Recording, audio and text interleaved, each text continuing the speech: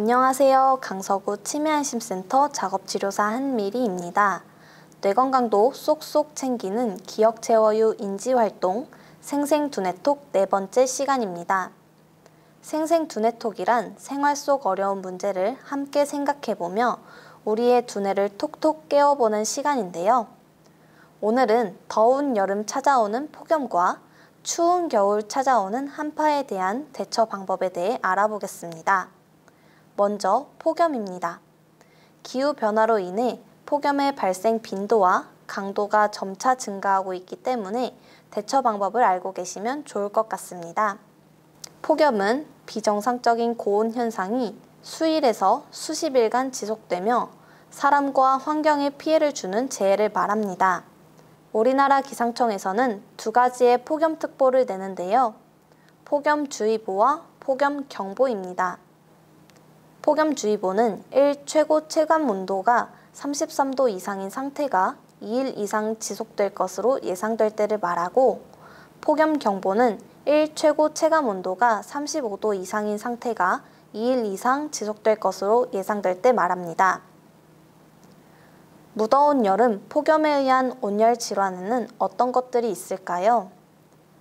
열사병, 열탈진, 열경련, 열실신, 열부종, 열발진 등 다양한 더위 질병이 발생할 수 있습니다. 이 중 주로 발생하는 온열 질환은 열사병, 열탈진, 열부종입니다. 열사병은 외부 열 자극을 견디지 못해 체온 조절 기능의 장애로 발생하게 되는데요. 그 증상으로는 두통, 현기증, 오한을 느낄 수 있습니다. 땀을 많이 흘려 염분과 수분이 손실되어 발생하는 열탈진은 갈증, 극심한 무력감과 피로감, 현기증 등을 느낄 수 있습니다. 열부종은 혈액의 수분들이 혈관 밖으로 이동하면서 신체 일부가 붓는 증상을 말합니다. 온열 질환이 발생했을 때 어떻게 응급처치를 해야 할까요? 열사병의 경우 발견 즉시 119에 신고하고 환자를 시원한 장소로 옮깁니다. 그 다음 환자의 옷을 느슨하게 하고 부채나 선풍기 등으로 몸을 식힙니다. 얼음 주머니로 목, 겨드랑이 및 서해부에 대어 체온을 낮춥니다. 열탈진이 발생했을 때는 시원한 곳에서 휴식을 하고 물을 섭취하여 수분을 보충해 줍니다. 증상이 1시간 이상 지속되거나 회복되지 않을 경우 병원에서 수액을 통해 수분과 전해질을 보충합니다. 열부종이 있을 시 시원한 장소로 옮겨 평평한 곳에 눕힙니다. 부종이 발생한 부위는 심장보다 높게 올려둡니다. 폭염에 대해 어떻게 대비하면 좋을까요? 첫 번째, TV, 인터넷, 라디오 등을 통해 무더위 기상 상황을 수시로 확인합니다. 두 번째, 술이나 카페인이 들어간 음료보다는 물을 많이 마십니다. 세 번째, 가장 더운 오후 2시부터 오후 5시 사이에는 야외 활동이나 작업을 되도록 하지 않습니다. 꼭 외출을 해야 할 경우에는 챙이 넓은 모자와 가벼운 옷차림을 하고 물병을 반드시 휴대해 주세요. 네 번째, 냉방기기 사용 시 실내외 온도차를 5도 내외로 유지하여 냉방병을 예방합니다. 여기서 한 가지 더, 냉방병을 방지하기 위해 적정 실내 냉방 온도는 26도에서 28도 사이로 유지해 주세요.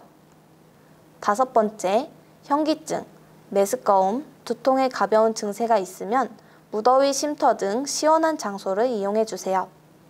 무더위 쉼터는 주로 경로당, 마을회관, 주민센터, 아동센터가 있으니 더운 여름날 방문하여 휴식을 취해보세요. 지금까지 폭염이 무엇이고 어떻게 대처해야 하는지 잘 배우셨나요? 문제를 풀어보며 폭염 대처 방법을 되돌아볼게요. 첫 번째 문제입니다. 폭염경보에는 두 가지가 있죠?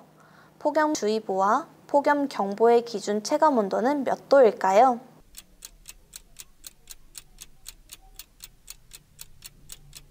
정답 확인해 볼게요. 폭염특보를 발령하기 위해서는 일 최고 체감 온도가 2일 이상 지속될 것으로 예상되어야 하고 폭염주의보는 33도 이상, 폭염경보는 35도 이상입니다. 다음은 OX 퀴즈입니다. 폭염 대처 방법으로 맞으면 O, 틀리면 X를 외쳐주세요. 술이나 카페인이 들어간 음료보다는 물을 많이 마셔야 한다. 정답은 O입니다. 술이나 카페인 음료는 혈관을 확장시키고 이뇨작용을 촉진시켜 체내 수분을 많이 배출시키기 때문에 탈수증이 발생할 수 있기 때문입니다. 실내에서 냉방기기 사용 시 실내외 온도차를 10도 내외로 유지한다. 정답은 X입니다. 냉방병을 예방하기 위해 실내외 온도차는 5도 내외로 유지해 주셔야 합니다. 실내 온도는 26도에서 28도 정도로 유지해 주세요. 두 번째는 한파입니다. 한파란 겨울철의 온도가 갑자기 내려가면서 들이닥치는 추위를 말하는데요. 우리나라 기상청에서는 폭염과 마찬가지로 한파특보를 내립니다. 바로 한파주의보와 한파경보인데요. 한파주의보는 아침 최저기온이 영하 12도 이하가 2일 이상 지속될 것으로 예상될 때이고 한파경보는 아침 최저기온이 영하 15도 이하가 2일 이상 지속될 것이 예상될 때입니다.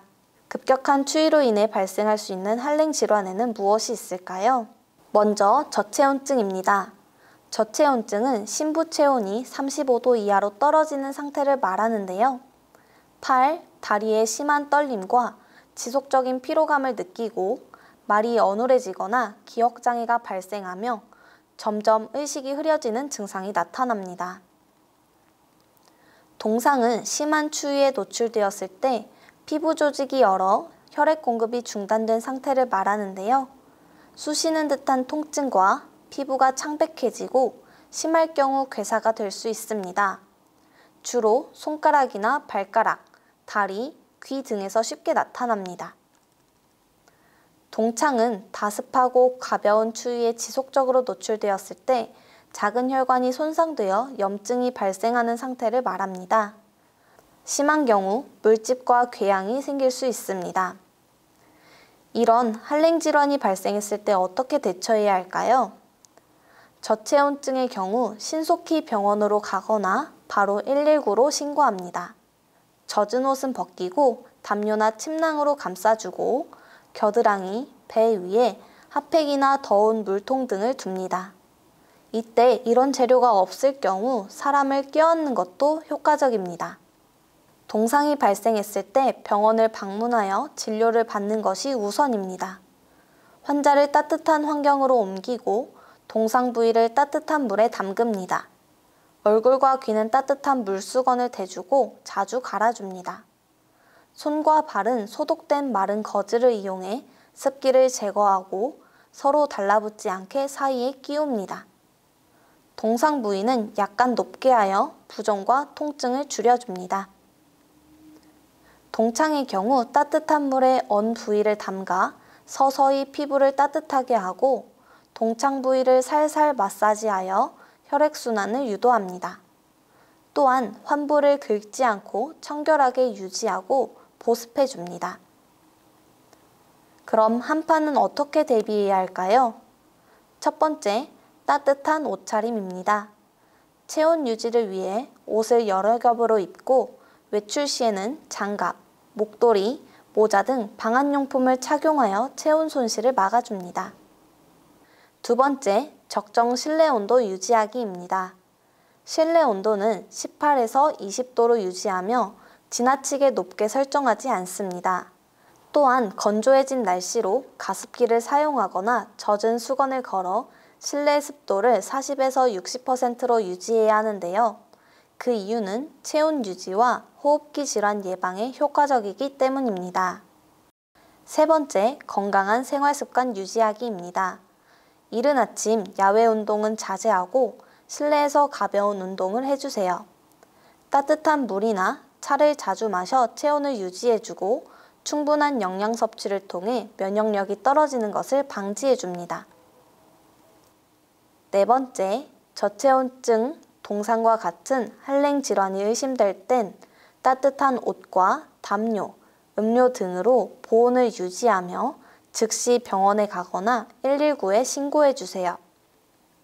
5번째, 안전관리하기입니다.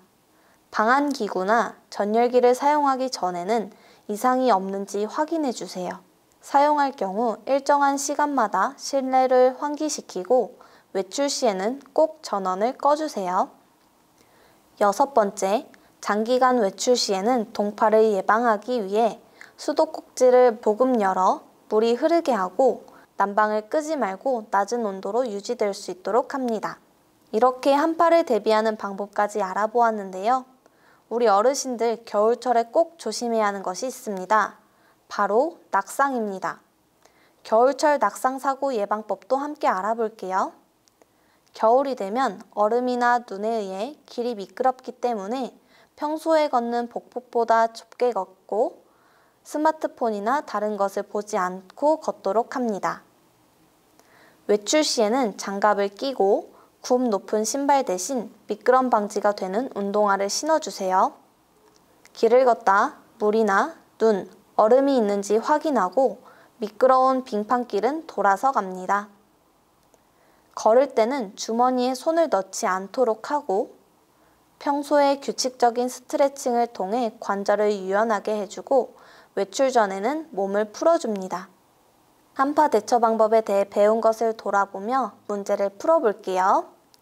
첫 번째 문제입니다. 한랭 질환 중 저체온증이 발생했을 때 응급처치 방법은 무엇인지 골라보세요. 1번 따뜻한 물에 담근다. 2번 가볍게 마사지한다. 3번 담요나 침낭으로 감싼다. 4번 청결하게 유지하고 보습해준다.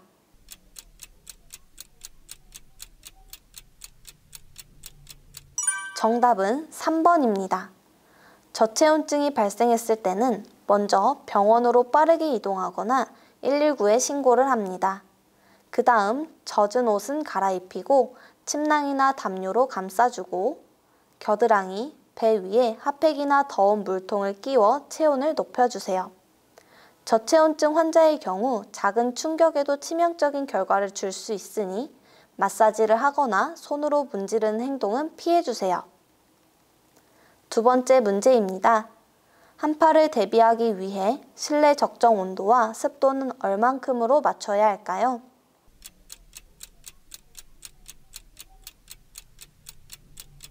실내 적정 온도는 18에서 20도 사이로 두고 습도는 40에서 60%로 유지해주세요. 오늘은 저와 함께 폭염과 한파에 대해 알아보고 어떻게 대처해야 하는지 알아보았는데요. 날씨 변화에 따라 올바른 대처 방법으로 우리의 건강을 지켜보아요. 오늘 제가 준비한 활동은 여기까지입니다. 오늘도 열심히 저희 강서구 치매안심센터와 함께 해주셨는데요. 다음에도 더욱 즐거운 강의로 찾아뵙겠습니다. 감사합니다.